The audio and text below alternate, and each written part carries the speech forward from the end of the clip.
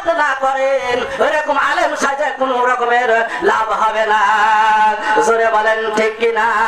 আর 3 ব্যক্তির দোয়া আল্লাহ কবুল করবেন। 1 নম্বর হচ্ছে মুসলিমের দোয়া। কার দোয়া?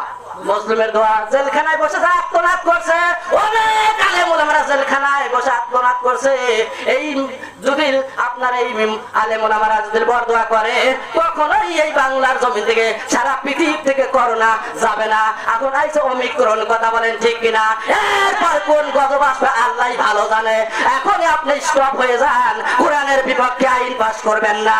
আমার ভাইরা, আমার বন্ধু আমার 2 নাম্বার, আমার বন্ধু আমার কার দোয়া কবুল হয়? পিতা মাতার দোয়া। জোরে বলেন সুবহানাল্লাহ। 3 নাম্বার ব্যক্তির দোয়া কবুল হবে মুসাফির যদি দোয়া করে, ওই দোয়া আল্লাহর কাছে 100% কবুল হয়ে যায়। জোরে বলেন সুবহানাল্লাহ। ওয়া দুউ আলাইকুম।